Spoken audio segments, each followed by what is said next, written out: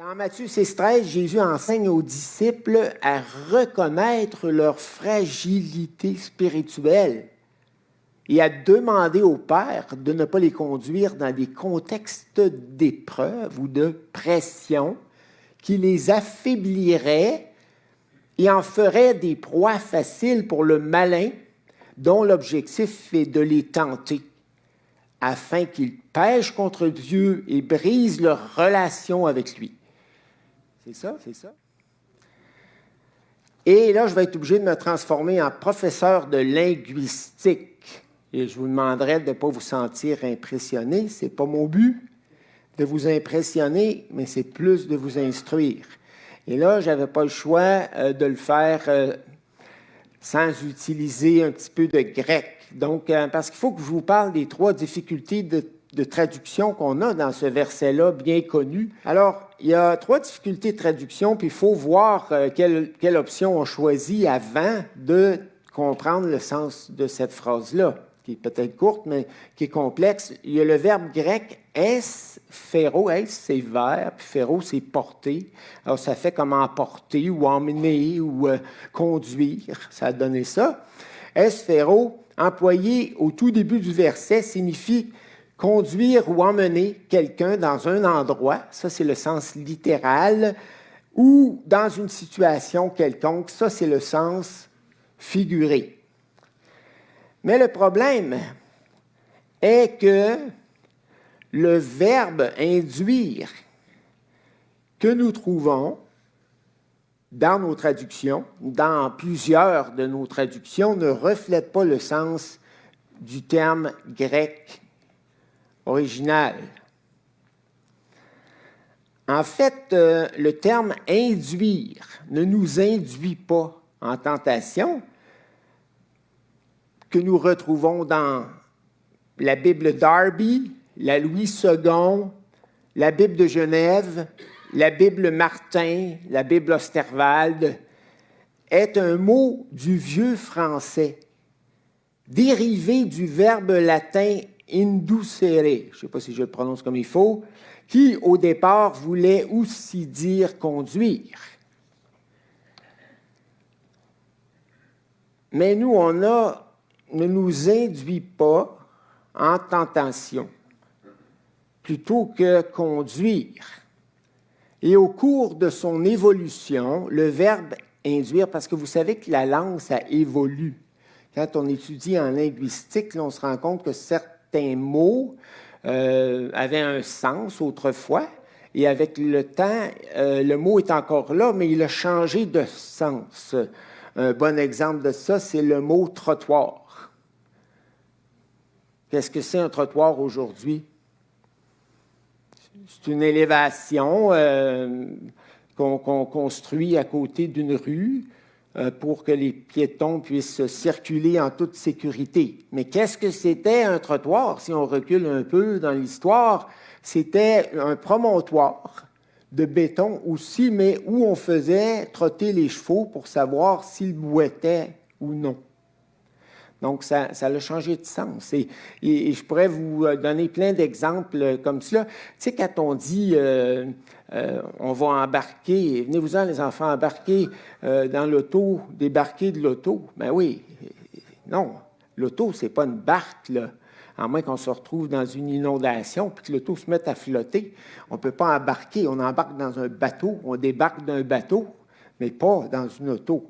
Mais on a ce vocabulaire-là. Pourquoi? Parce que finalement, autrefois, les gens, ils se promenaient en bateau, puis ils sont arrivés ici, puis ils ont débarqué à tel endroit, puis ils ont embarqué à un autre endroit, etc., etc. Il y a plein d'exemples que je pourrais vous donner. Mais donc, le terme « induire » qui voulait dire simplement « conduire » en est venu subtilement à signifier pousser quelqu'un à poser une action ou à adopter un comportement ou même une croyance, comme dans l'expression « induire en erreur ». Ça veut dire de le pousser dans une direction de façon subtile. Et c'est là que le problème se pose, parce que le Dieu saint, le Père céleste, déteste le mal. Il ne pousse ou n'entraîne jamais personne vers le mal, et encore moins de façon insidieuse, de façon subtile, de façon trompeuse. Donc, la traduction est mauvaise, et c'est ça qui nous rend mal à l'aise, là. Dans Jacques 1,13, que vous connaissez tous et qu'on cite très souvent, il est dit que Dieu ne tente jamais personne. Il n'est jamais lui-même tenté par le mal et il ne tente jamais personne à faire le mal, c'est-à-dire qu'il pousse personne, il n'induit personne en tentation. C'est clair. Qui est le tentateur? Ce n'est pas Dieu, là. C'est le diable. C'est lui qui induit les gens en tentation. C'est pourquoi certains traducteurs ont commencé à traduire le verbe grec « esphéro » autrement. Je donne quelques exemples. Dans la Bible à la colombe, il est dit « ne nous laisse pas entrer ». Ne nous laisse pas entrer dans la tentation, mais délivre-nous du malin. Dans la Bible en français courant et la Bible de Jérusalem, il est dit « et ne nous expose pas à la tentation ». Mais c'est des mots équivalents, mais ce n'est pas vraiment le mot grec. Le mot grec, c'est « ne nous conduit pas », ne nous conduit pas vers une situation où le diable pourrait nous tenter. Sommeur, garde-nous de céder à la tentation. Et surtout, délivre-nous du diable. NBS, ça, c'est Nouvelle Bible seconde, ne nous fait pas entrer dans l'épreuve. Lui a mis le mot épreuve, mais on verra ça tout à l'heure. Ben, ça nous mène à notre deuxième difficulté. Donc, on va dire que lorsqu'on enlève induire, puis je pense que c'est ça que le pape François a fait là, pour mettre conduire ou autre chose, tu sais, de plus clair, ça va mieux. Parce que Dieu ne pousse personne insidieusement vers le mal. On s'entend? Le terme grec « perasmos » maintenant, deuxième difficulté du texte, employé plus de 20 fois dans les Écritures, a parfois le sens de tentation dans certains contextes, mais aussi le sens d'épreuve dans d'autres contextes. Donc, nous, il faut déterminer, avant de comprendre le sens de ce verset-là, est-ce qu'il y a le sens de tentation ou d'épreuve? Dans certains contextes, il a le sens de tentation. Matthieu 26, 41, « Veillez et priez pour ne pas céder à la tentation. L'esprit de l'homme est plein de bonne volonté, mais la nature humaine est bien faible. » Marc 14, 38, « Veillez et priez pour ne pas céder à la tentation. L'esprit de l'homme est plein de bonne volonté, mais la nature est bien faible. » C'est presque exactement le même verset que dans Matthieu. Luc 4, 13, « Lorsque le diable eut achevé de le soumettre à toutes sortes de tentations, il s'éloigna de lui jusqu'au temps fixé. » Luc 11, 4, « Pardonne-nous nos péchés, car nous pardonnons nous-mêmes à ceux qui nous ont fait du tort, et garde-nous de céder à la tentation. » Donc, dans ces versets-là, il n'y a pas d'ambiguïté, c'est clairement le mot tentation qui est là. Luc 22, 40, « Quand il fut arrivé, il leur dit, priez pour ne pas céder à la tentation, etc., etc. » Mais dans d'autres textes des Écritures, le même terme, perasmos, a clairement le sens d'épreuve. Parce qu'un mot peut avoir plusieurs sens, on appelle ça en linguistique la polysémie. Mes frères, quand vous passez par toutes sortes d'épreuves, Jacques 1,2, considérez-vous comme heureux. C'est certainement, oups, voilà ce que je ne voulais pas faire avec mes gros doigts, un petit peu, voilà. Ça ne peut pas être le mot tentation ici, c'est perasmos, mais mes frères, quand vous passez par toutes sortes d'épreuves, considérez-vous comme heureux. Parce que Jacques ne dirait jamais, si vous passez par toutes sortes de tentations, estimez-vous heureux. Il n'y a pas de joie là. Jacques 1,12, « Heureux celui qui tient bon dans l'épreuve. » Il y en a plusieurs traducteurs ont mis tentation, mais c'est une erreur. Heureux celui qui tient bon dans l'épreuve. et la supporte patiemment, car une fois qu'il aura fait ses preuves, sa couronne de vainqueur sera la vie éternelle promise par Dieu à ceux qui l'aiment. Il y en a ici qui ont traduit le terme par tentation au verset 12, mais c'est préférable de le traduire par épreuve parce que le verset 12, en fait, là, il conclut la section du verset 1 au verset 12. Mais au verset 13, là, Jacques change de sujet, puis là, il va parler de la tentation.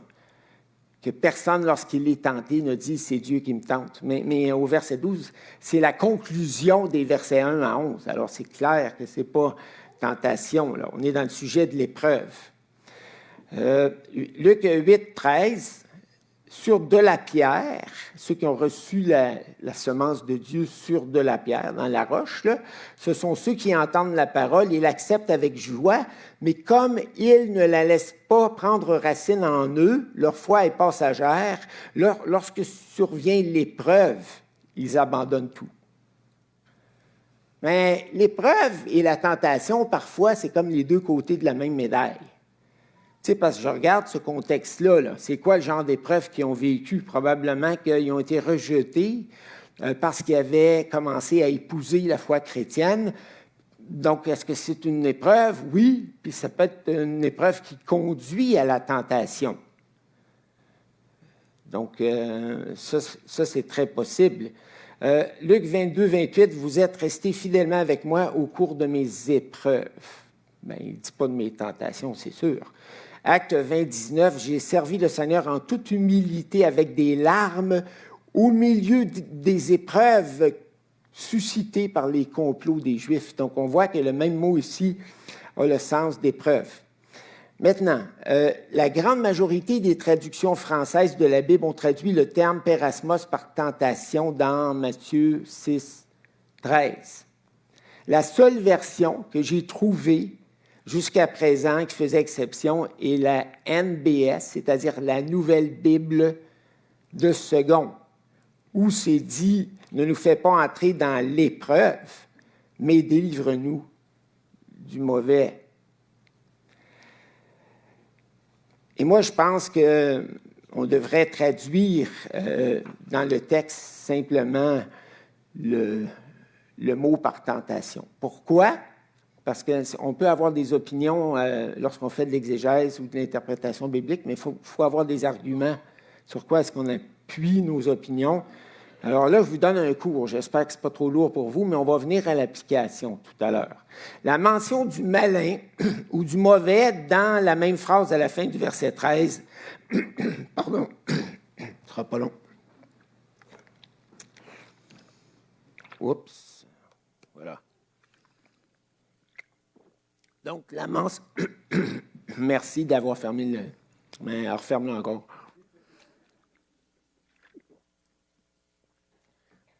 Donc, la mention du malin, qui désigne tout probablement le diable, comme on va le voir tout à l'heure, dans la même phrase à la fin du verset 13, appuie fortement le choix de tentation parce que diable et tentation, vous êtes d'accord que ça va ensemble? Mais diable et épreuve, est-ce que ça va ensemble? Est-ce que toutes les épreuves qu'on vit dans la vie chrétienne viennent nécessairement du diable? Ben non.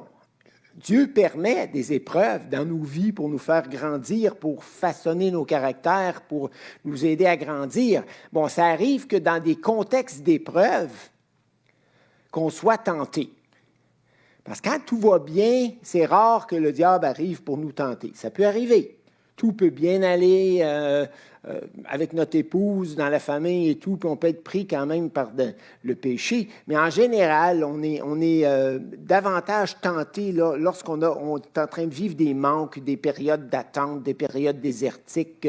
Vous comprenez, des épreuves, là, parce qu'on cherche à combler nos cœurs dans ce temps-là plus facilement par le péché. Ou bien quand on est très fatigué, ou bien quand on est trop sûr de soi, que celui qui se pense debout prenne garde de tomber.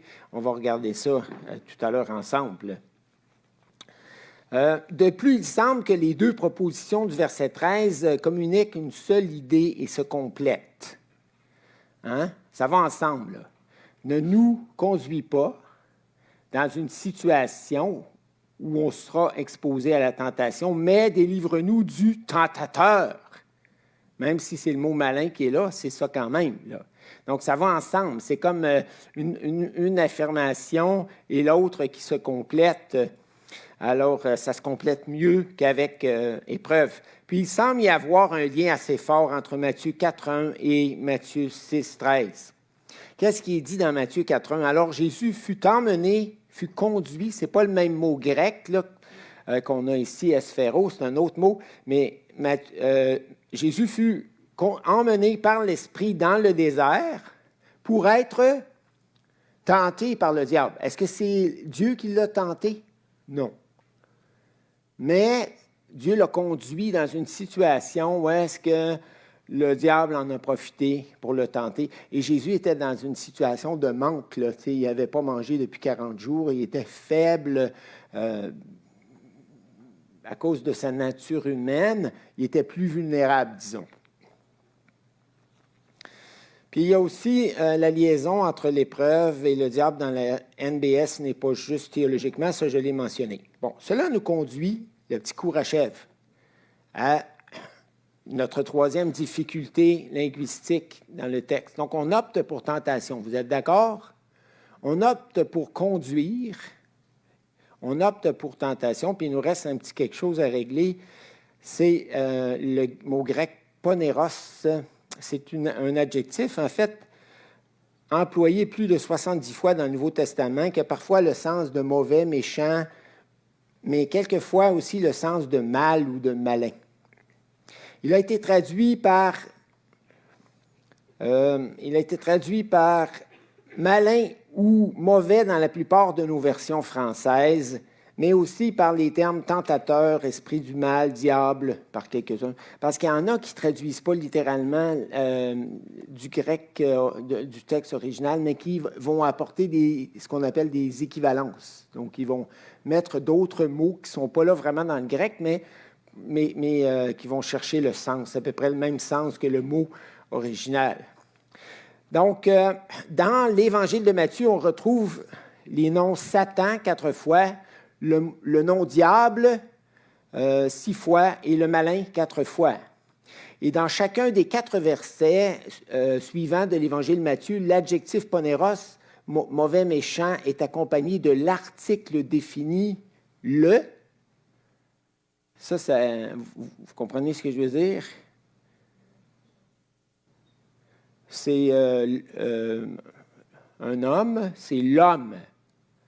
Ça donne une précision, dans le fond, au nom. Puis, de toute façon, poneros, c'est un adjectif. Ça transforme l'adjectif en nom. On appelle ça la substantivation, mais on ne va pas compliquer les choses davantage. Donc, soit que ce nom fasse référence au mal, dans son sens absolu. Darby, second 21, on traduit comme ça, ou à Satan, appelé le malin. Tu sais, ça se transforme en nom propre, là. Mais si le terme perasmos signifie tentation plutôt qu'épreuve, comme nous le croyons, et que les 2 propositions du verset 13 forment un parallélisme antithétique, ça c'est un mot compliqué aussi, il est beaucoup plus naturel de traduire l'adjectif poneros accompagné de l'article par le malin, simplement désignant le diable. Donc, permettez-moi de traduire librement ces 2 bouts de phrase. Première proposition, ne nous conduis pas dans une situation difficile où nous serions affaiblis, ça j'ajoute, là, c'est de la paraphrase, et tentés de pécher contre toi. Mais, il y a un gros mais, là. Puis en grec, il y a 2 sortes de mais. Il y a un petit mais, puis un gros mais. Ça, c'est un gros mais. Le mais établissant un fort contraste entre la première proposition, ne nous conduit pas dans une situation difficile où nous serions affaiblis et tentés de pécher contre toi, mais délivre-nous du malin. Ça va bien ensemble, ça va super bien ensemble. Ce même adjectif est employé 4 fois, Matthieu 5, 37, que votre parole soit oui, oui ou non, non, ce qu'on y ajoute vient du malin. En d'autres mots, soyez francs, soyez honnêtes lorsque vous, je ne sais pas, faites un contrat, puis que la personne vous demande quelque chose, c'est oui ou c'est non. C'est pas peut-être ou bien là, je te le promets, puis ci, puis ça, puis là, tu finis par cacher ta corruption, puis par des hésitations. Non, non, c'est oui ou c'est non. Ce qu'on y ajoute, ça vient du diable qui est le père du mensonge. On a aussi Matthieu 6, 13. Bon, c'est notre verset. Matthieu 13, 19. Lorsqu'un homme écoute la parole du royaume et ne la comprend pas, le malin accourt. C'est une occasion qu'il voit là, pour venir tenter la personne et enlève ce qui a été semé dans son cœur. Matthieu 13, 38. Le champ, c'est le monde. La bonne semence, ce sont les fils du royaume. Et l'ivraie, ce sont les fils du malin. L'idée d'être préservé, protégé, gardé du malin se retrouve également ailleurs dans le Nouveau Testament, dans Jean 17, 15. « Je ne te prie pas de les retirer du monde, mais de les garder du malin. » Pas juste du mal en général, mais garde-les du malin.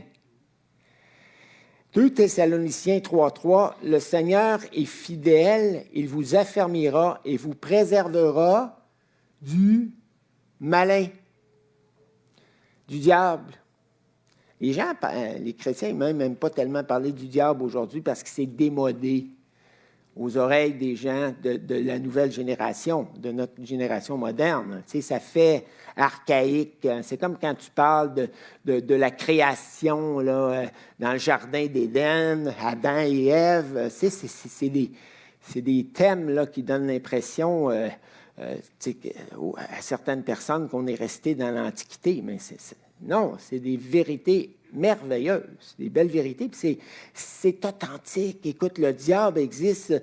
Moi, je n'ai pas tendance à voir le diable partout, puis dans les églises baptistes que j'ai fréquentées depuis ma conversion, on n'avait pas tendance non plus à voir le diable partout, puis à tout mettre sur son dos, là.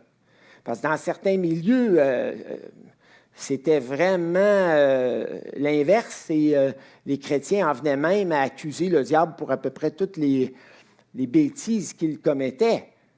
J'ai entendu dire un frère à un moment donné qui disait, bon, ben, nous, on achète un 2 litres, là, je pense, c'est un 2 litres, là, l'Aquaticook, là, un 2 litres de crème glacée. En tout cas, là,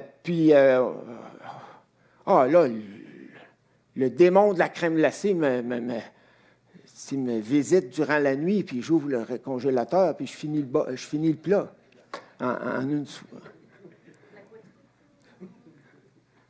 Non, mais il parlait des démons de la crème glacée, le démon de l'impatience, le démon de la colère, le démon de... C'est sûr que le diable, là, il va prendre tes faiblesses naturelles, puis il va te pousser là-dedans.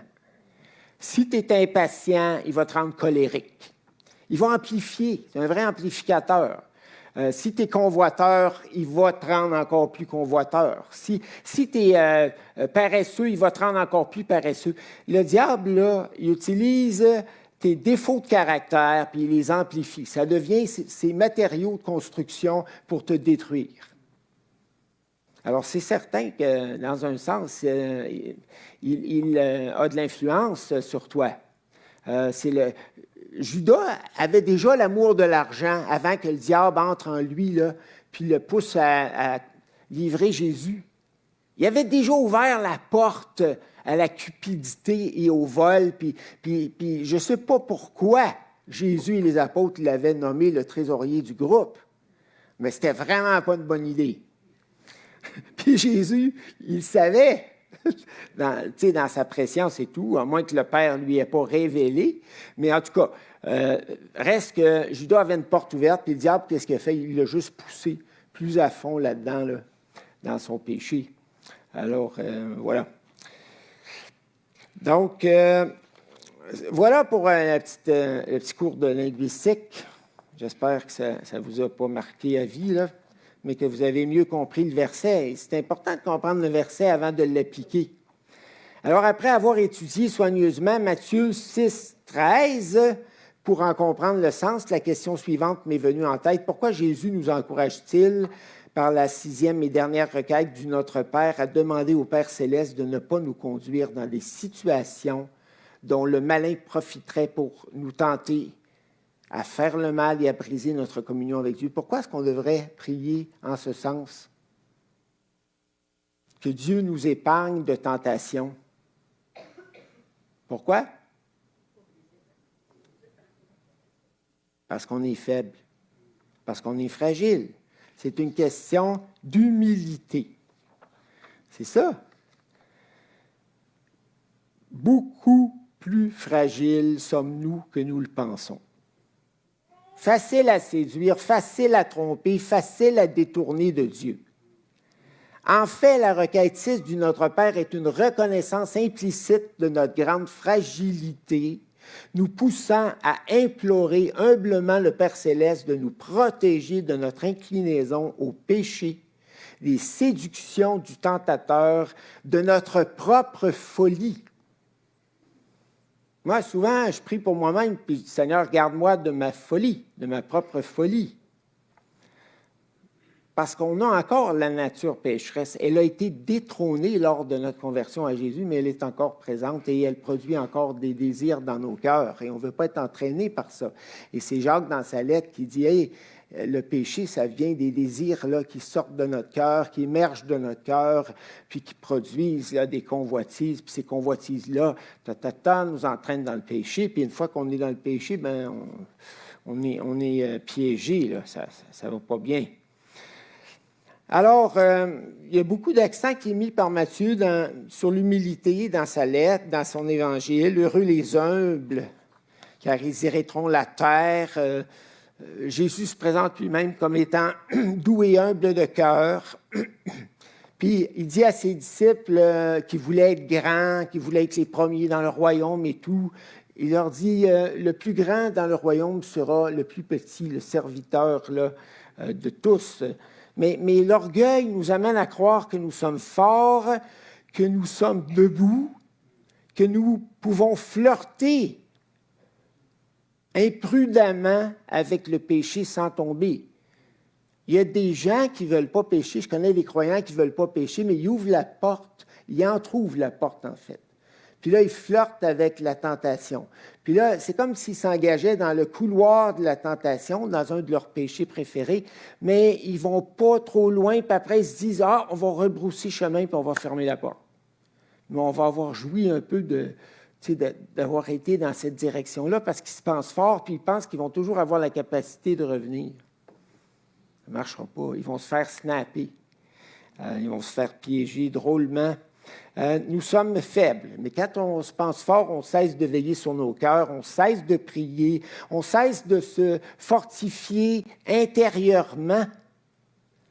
Parce que Dieu nous a donné des outils pour être forts lorsque la tentation arrive. Veillez et priez afin que vous n'entriez pas en tentation. C'est possible de ne pas entrer en tentation, mais pas quand tu es orgueilleux. Parce que quand tu es orgueilleux, tu ne veilles pas sur ton cœur et tu ne pries pas pour toi-même, presque jamais. Parce que tu te vois fort, autonome, à la hauteur, mais en fait, tu ne l'es pas. Alors, c'est un vrai piège et je vais juste terminer. Mon temps est presque terminé. J'ai pris un peu plus de temps que j'aurais voulu dans mon explication, mais bon. Je vais juste terminer en vous parlant de Pierre. Pierre, l'apôtre Pierre, là, il se pensait fort. Là. Puis quand Jésus a dit, là, le berger va être frappé et les brebis vont être frappées, vous allez être frappés, vous aussi, mes disciples, là, Pierre s'est empressé de dire, Seigneur, même si les autres disciples flanchaient, moi, je ne flancherai pas, puis je vais te suivre courageusement, quelles que soient les pressions, quelles que soient les épreuves, je vais te suivre. Donc, il était trop sûr de lui. Puis là, il a fallu que le Seigneur permette qu'il prenne une bonne débarque. Ce n'est pas Jésus qui l'a poussé vers le péché. Mais là, c'est dit un peu plus loin là, dans le texte qu'il suivait Jésus de loin. Il n'était pas si courageux que ça, il n'était pas si fort que ça. Il suivait de loin. Puis lorsqu'il est arrivé dans la cour du souverain sacrificateur, là, puis que les gens ont commencé à l'identifier comme étant un disciple de Jésus, Il a renié son maître, même avec imprécation, il l'a fait avec force. C'était pas du tout le même Pierre qui avait dit, même si tous t'abandonnent, je ne t'abandonnerai jamais, je ne te renierai jamais. Il fallait qu'il prenne conscience de sa faiblesse pour qu'il puisse commencer à veiller sur son cœur puis à demander au Père céleste, ne me conduis pas, Seigneur, dans la tentation, mais délivre-moi du malin parce que je suis fragile dans ma foi. Puis évidemment, quand tu tiens en prière, tu es déjà plus fort, c'est clair. Mais en tout cas, Jésus le rencontre après avec les disciples. On voit ça dans Jean 21. C'est drôle, hein, parce que Pierre avait enterré un peu sa faiblesse. Il ne voulait pas. Il était très toqué. Il ne comprenait pas vraiment qu'il était faible. Puis là, Jésus était obligé de réouvrir la plaie. Pierre, m'aimes-tu? Première fois. Pierre, m'aimes-tu? Deuxième fois. Pierre, m'aimes-tu? Troisième fois. Et ça y est rentré dedans parce que là, il a entendu le coq chanter. Là. 3 fois. Il avait renié le Seigneur 3 fois. Jésus lui demande 3 fois, m'aimes-tu? Ça réouvrait la plaie. Là. Puis il fallait qu'elle soit réouverte pour qu'il puisse réaliser qu'il fallait qu'il dépende de Dieu pour le reste. Là. Mais Jésus l'a rétabli. Puis il a dit, un jour, tu vas me glorifier parce qu'on va t'amener au supplice, puis tu ne vas pas reculer. Non seulement tu ne vas pas me renier, j'ai terminé, Étienne, mais tu vas même me faire honneur en demeurant attaché à moi. C'est beau, n'est-ce pas? Alors, cette requête-là est très, très importante. Demandez au Seigneur de vous protéger de la tentation, de ne pas vous conduire dans des situations où est-ce que vous seriez tenté. C'est sûr qu'il y a la promesse que Dieu ne vous tentera pas au-delà de vos forces, mais moi, je ne tiens pas à être tenté à tout moment. Alors, je veux prendre les moyens qu'il faut pour ne pas l'être, parce que c'est très désagréable de passer sa vie dans le couloir de la tentation. Alors, prions cette requête-là avec foi. Merci.